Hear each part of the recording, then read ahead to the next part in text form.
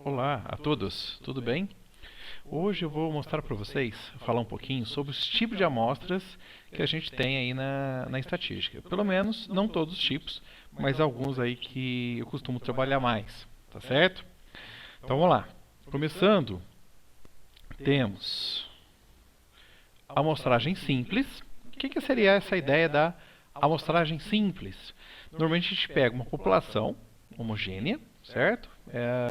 Uma população onde vou basicamente está trabalhando minha pesquisa. E o que eu faço? Eu faço sorteio de pessoas de forma aleatória, totalmente aleatória, de forma que todo mundo tem a mesma chance de sair, certo? Então, se você estiver fazendo um sorteio onde todo mundo, você se pergunta, não tem a mesma chance de sair, essa amostragem está incorreta, certo, gente? Bom, essa amostragem, ela tem sua vantagem por ser muito simples de fazer, mas também ela tem uma desvantagem. Algumas vezes ela fica mais imprecisa. Como assim, mais imprecisa? Ela pode, de repente, dentro de uma amostragem dessa, sair pessoas com uma certa característica que não é a característica da população de forma correta. Por exemplo, se eu sei que atualmente 60% das pessoas gostam de tomar uma cervejinha, por exemplo, eu vou pegar uma amostragem, verificar isso, né, verificar a incidência. O que acontece? Eu posso ter uma amostragem que ali na amostragem fala que 20% apenas tomam cerveja. Então, esse é só um exemplo, né, para ilustrar, mas isso pode acontecer? Pode. Tá? A chance é grande? Não tão grande. Então a chance é pequena, né? Por isso que a gente considera aquela questão do 95% de confiabilidade ou 99% de confiabilidade, onde a gente tem aí uma chance de 5% de erro ou de 1% de erro. Certo? Então, é uma amostragem, se for feita de forma bem imparcial e de forma que todo mundo tenha a mesma chance de sair, ela é uma boa amostragem. Vai depender muito mesmo da pesquisa que vai ser feita. Outro tipo de amostragem é a amostragem estratificada. A amostragem estratificada, ela já divide realmente a população em substratos, certo? Ou estratos. E aí eu vou sortear algumas pessoas aqui, como a figura nos mostra. Eu vou sortear algumas pessoas ali de cada grupo. A quantidade tem que ser a mesma? Não é obrigatório. Aqui eu tenho, por exemplo, 3 pessoas sorteadas no primeiro grupo, ali em azul, 3 no segundo grupo e 2 no terceiro grupo. Não tem problema nenhum. Para que eu posso usar essa amostra estratificada? Por exemplo, aumentar a precisão de acerto. Eu vou caracterizar melhor, por exemplo, a minha população. Exemplo. Muitas coisas, né? O homem discorda às vezes da mulher em relação à questão de opinião. E eu quero, por exemplo, saber a opinião da população do Brasil, no caso do Brasil, em relação a um questionamento. Bom, se eu faço uma amostragem simples, pode ocorrer de eu ter mais homens do que mulheres. Ou mais mulheres do que homens, né? Bem mais. E isso, ela vai gerar o quê? Uma imprecisão de resposta. Uma imprecisão do que realmente o povo pensa sobre aquele questionamento. Então, o que seria o correto de fazer? O correto seria uma amostragem, talvez, nesse caso, seria uma amostragem estratificada, onde eu vou separar a população em homens e mulheres e vou sortear homens e vou sortear mulheres de forma aleatória. No caso do Brasil, temos mais mulheres do que homens, pelo menos atualmente, a gente vai, na nossa pesquisa, ter mais mulheres do que homens, certo? Para a gente caracterizar a minha população aí de forma mais correta. E aí, esse questionamento, ele teria uma melhor precisão de resposta. Ok? Deu para entender, gente? Beleza. Um outro exemplo aqui eu poderia passar rapidinho, que é a questão, por exemplo, de saneamento básico.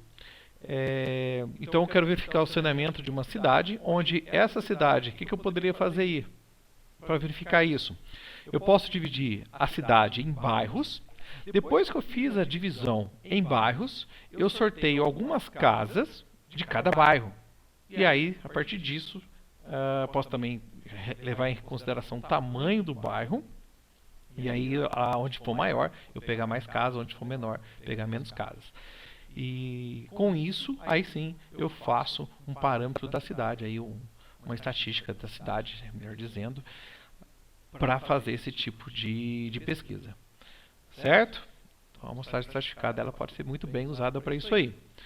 Bom, um outro tipo de amostragem é a amostragem por conglomerado, que divide a população em grupos. Aqui é um pouco diferente. A ideia nossa aqui não é trabalhar de forma heterogênea, homens, mulheres e tal. Não, é sortear grupos mesmo, né? Então a gente vai dividir em grupos e sortear os grupos. À medida que sorteou os grupos, pega todo mundo daquele grupo. Então, por exemplo, eu quero avaliar a qualidade de uma lanchonete que tem várias filiais. E essa lanchonete, vamos dizer que ela usa o mesmo padrão de alimento, de fabricação de alimento para os seus lanches. Bom, eu quero saber se o pessoal está gostando, se a qualidade está legal. Então, o que a gente pode fazer? Bom, vamos supor que ela tenha 400 filiais, certo? No Brasil todo. Então ficaria totalmente inviável, eu precisava, por exemplo, de 300 pessoas para a amostragem. Poxa, fica totalmente inviável eu sortear 300 pessoas e ter que rodar o Brasil inteiro para fazer a pesquisa. Como é uma lanchonete que varia, vamos considerar que as pessoas têm o mesmo, a questão de gosto ali, questão de qualidade, seja bem parecido, certo? Independente da região que ela atua, né, no Brasil, a gente poderia dizer, então, que não faz diferença eu sortear 2 filiais em vez de sortear 300 pessoas. Então, eu vou ter uma viabilidade econômica muito melhor.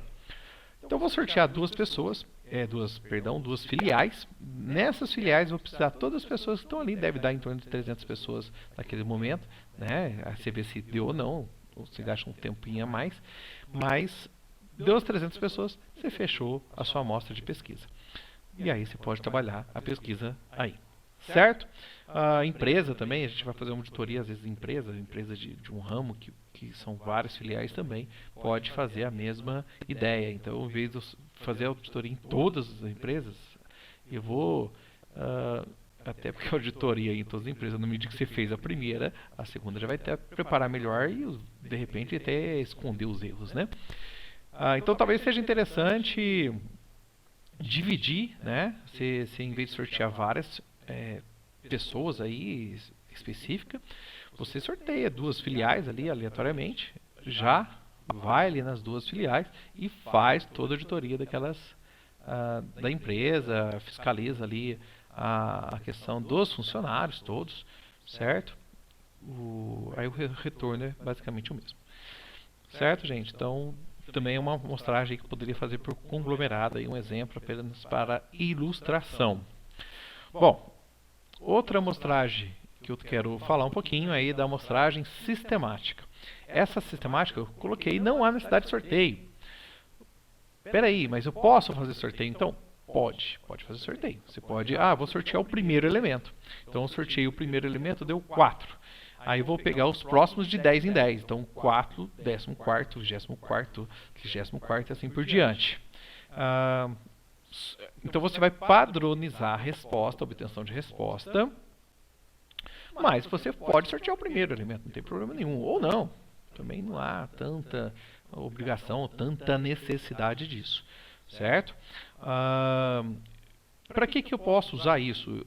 Um exemplo que eu acho bem interessante, a indústria, ela tem a questão da qualidade, né, do que está sendo feito, dos produtos delas. Então eu posso pegar um lote, certo? Eu quero avaliar aquele lote e tem 2 formas de trabalhar dentro da empresa. Tem a forma destrutiva e a forma não destrutiva. Vamos falar um pouquinho aí. Na forma destrutiva, não tem como eu fazer o teste né? Eu quero analisar a resistência, vou fazer a destruição do produto, né, para verificar a qualidade dele. Então não tem como eu reaproveitar isso. Então eu vou fazer o teste no lote. Se o lote passar, passo o lote inteiro. Perdão, faço a amostragem do lote. Se a amostragem passar, o lote passa. Se o lote reprovar, a amostragem reprovar, o lote também reprova. Tá? Mas como que eu posso fazer isso de forma correta? Se você fizer uma amostragem simples nesse caso, você corre o risco de pegar os produtos só no início do lote ou só no final do lote. Então, se você tiver um problema do meio para frente, ou no começo apenas, ou apenas no final, você não consegue observar isso. E isso vai, às vezes, para o mercado, um produto vai para o mercado com problema, e isso vai queimar o filme da empresa. Então, o que seria o mais interessante nesse caso? Pegar produtos para fazer parte da amostra, começo, meio e fim. Então, você pode padronizar a forma de obtenção dessa amostra, que pode ser de 10 em 10, 100 em 100, alguns no começo, alguns no meio, e assim por diante, para observar o lote como um todo. Fez essa amostragem como todos, não, como eu disse, não precisa de sorteio, porque é verificação mesmo do lote, ver essa padronização.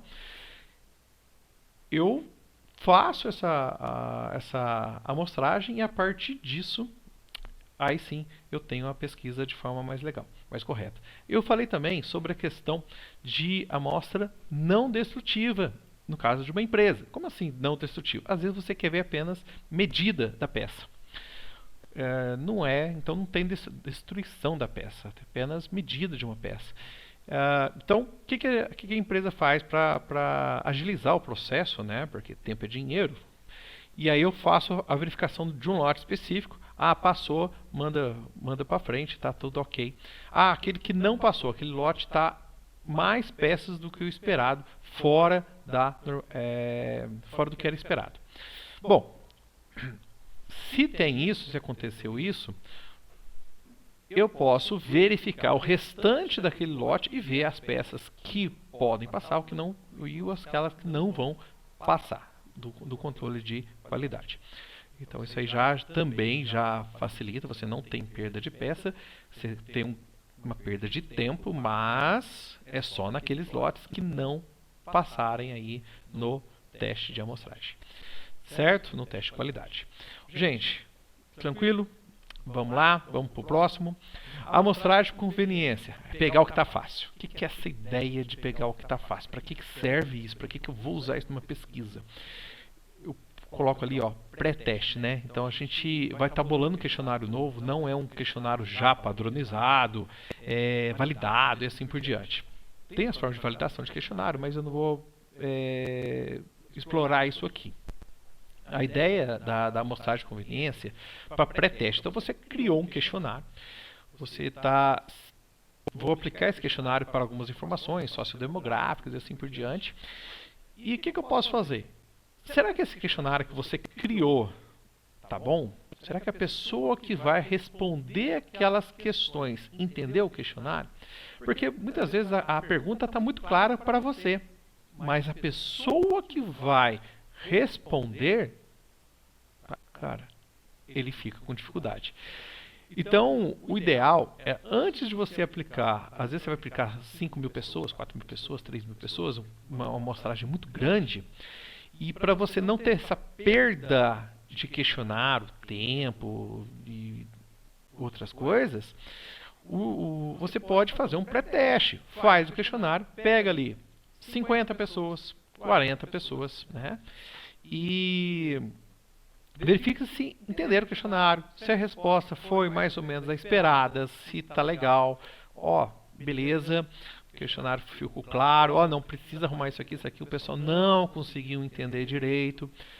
Já melhora, reaplica de novo, depois sim, aí vai para a pesquisa. Então essa amostragem de conveniência ela é interessantíssima para esse tipo de situação. Certo? Também, às vezes, questionário que você, não tem ideia de resposta, você também pode fazer uma amostragem de conveniência, que é, eu quero direcionar o trabalho, eu não tenho ideia de como seria a resposta desse tipo de questão. Você pode fazer uma questão aberta, inicialmente, faz a aplicação desse questionário para ver que tipo de resposta o pessoal daria. Feito isto, eu venho, remonto meu questionário, aí pode montar ou não também, aí depende de cada um, mas de forma mais objetiva, de modo a facilitar a pesquisa. Certo? Então, seria essas ideias aí da amostra por conveniência. E uma última amostragem que eu vou estar mostrando, como eu disse, tem outras, tá? Mas eu vou trabalhar esses tipos aqui. É a amostragem por julgamento. Essa amostragem ela não tem sorteio, ela é intencional mesmo. Como assim intencional? Vamos pôr um exemplo aqui bem claro. No caso de uma blitz policial. O policial vai olhar aquele carro tá me caindo aos pedaços, tá ruim, né? Então a gente pode dizer que aquele carro provavelmente tem algum atraso de documento, né? Ou a lanterna não está funcionando, alguma coisa não está funcionando. Então existe uma grande probabilidade daquele carro estar com algum problema. Poxa, então eu como um policial, por exemplo, numa blitz, isso estaria correto, porque essa é a função, né, deles também, eu pararia aquele carro. Pararia aquele carro para esse tipo de verificação e ver se está em ordem ou não. Tá? Então essa ideia é a amostra por julgamento, é você atingir aquele objetivo, você quer atingir aquele objetivo específico e você faz uma amostragem intencional. Então essa aí seria uma amostra, nesse caso, de julgamento. Certo, gente? Obrigado. Acho que acabou aí os slides, sobre a amostragem era isso. Gostou? Dá um like e se inscreve aí no canal. Valeu, obrigado.